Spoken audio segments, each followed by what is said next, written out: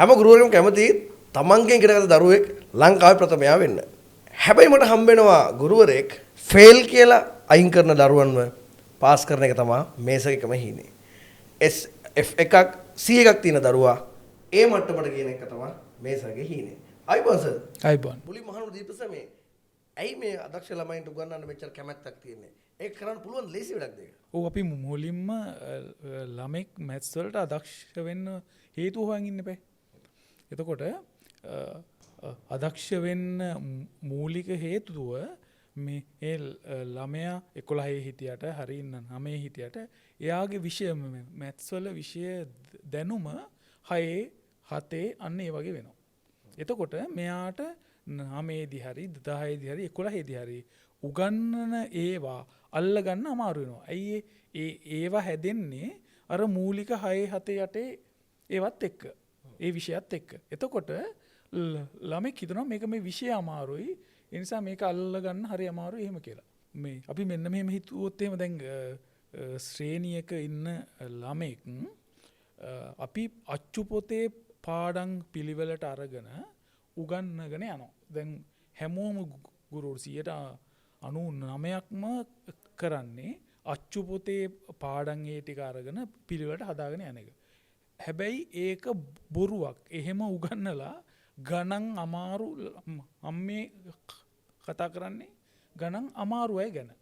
එතකොට එහෙම උගන්නලා ගණන් අමාරු ළමයෙකුට කවදාවත් S එකක් C එකක් B එකක් A එකක් කරගන්න බෑ. ඒ කියන්නේ හේතුව දැන් ලකුණු 80ක් 90ක් තියෙන ළමයාත් ඉන්නේ එක ක්ලාස් එකේ. 5ක් 6ක් තියෙන ඒ ළමයාත් ඉන්නේ ඒ ක්ලාස් එකේමයි. එතකොට අර ගුරුවරයාට අමාරුයිනේ මූලික හරිය හදාගෙන යන්න. අනිත් එක අච්චු පොතේ පාඩම් හැම එකක්ම අපිලිවෙලයි. මේ ඒ කියන්නේ මැත්ස් වල අපි මැත්ස් විෂය අරගෙන හැදුවොත් පිළිවෙලට හැදුවොත් ඒකේ පිළිවෙලට ඇවිල්ලා නැහැ අච්චු පොතේ පාඩම්. ඒ නිසා එහෙම උගන්නලා A එකක් B එකක් S එකක් අඩු ගානේ අරගෙන තියනවා කියන්නේ. ඒක හරි වටින කාරණාවක්. එතකොට මේ අනවශ්‍ය බියක් ඇති කරලා තියෙන්නේ මේ. ඔව්. ඒ කියන්නේ මෙන්න මෙහෙමයි. අච්චු පොතේ ඒ කියන්නේ මේ ක්‍රමය ඇතුලේ මේ පාඩම් අපිලිවෙලයි.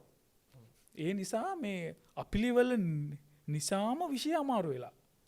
ඒ හැර වෙන මේ 6 11 මැත්ස් කියන්නේ මහා ලොකු අමාරු විෂයක් එහෙම නෙමෙයි. ඒක පිළිවෙලට හදාගෙන ගියොත්. එතකොට මේ අච්චු පොතේ වැරද්දක් තියෙනවද මොකද? මේ සර් කියන කාරණාවයි පොඩි පරස්පරයක් තියෙනවනේ.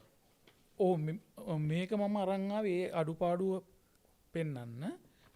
ඒකේ මේ 10 එක පළවෙනි පාඩම මේක.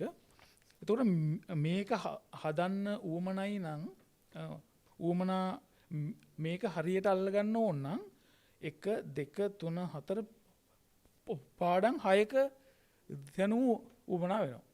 එතකොට මේ පාඩම් එකක්වත් හදන්නේ නැතුව එකක්වත් උගන්වන්නේ නැතුව අපි මේ පාඩම හදාගෙන ගියොත් එහෙම විෂය අමාරුයි ඒ වගේ එකක් හැගෙනවා.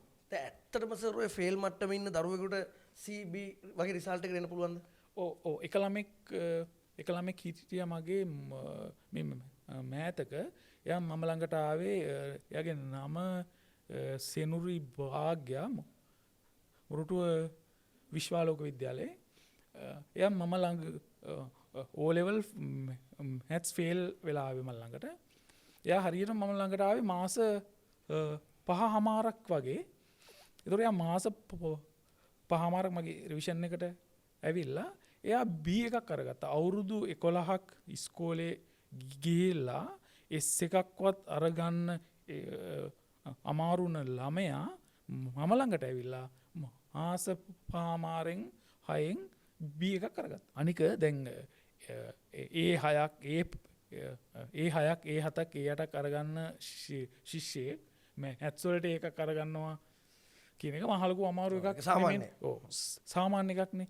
හැබැයි අනිත් විෂයන් අභිබවා ඒ කියන්නේ අනිත් ලේසි විෂයන් අභිබවා මැත්ස් වලට ඉහළ සාමාර්ථයක් අරගන්නවා කියන එක ටිකක් අමාරුවට හිතන්න අමාරුවට මගේ හැමෝම ඉන්නේ එහෙමයි. ඔබ හිතන විදිහට ඔබේ ඉගැන්වීම් ක්‍රමේ මොකද වෙනසක් තියෙනවද? මගේ ඉගැන්වීමේ ක්‍රමය මම ගණිත විෂය අරගෙන 6-11 විෂය අරගෙන මම විෂය අනුපිළිවෙලට විෂය අරගෙන විෂය මුලින් ඉඳන් මම 11ට එනකන් අනු පිළිවෙලට හදලා තියෙනවා. ඒකේ අදහස ඒ ළමයා ගානක් හදාගෙන යද්දී මම උගන්නපු නැති කිසිම එකක් එයාට හම්බ වෙන්නේ නැහැ.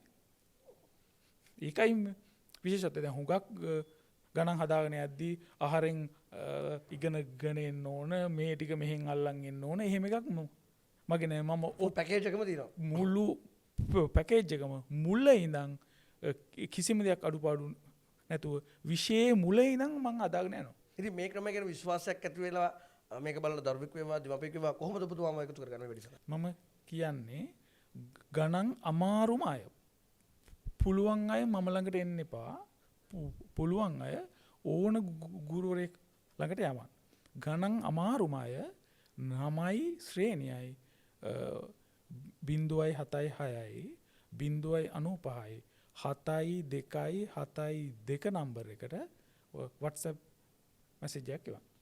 හරි. ඔන්න ගණන් පුළුවන් අය මං ගාවට එන්න එපා. ගණන් ඒ අයට ගුරුවරු ගොඩක් ලංකාව පුරා ඉන්නවා. හැබැයි ගණන් ඔබට අමාරුම නම් WhatsApp මැසේජ් දාන්න කියලා තමයි සර් කියන්නේ. හරි වෙනස් කතාවක්.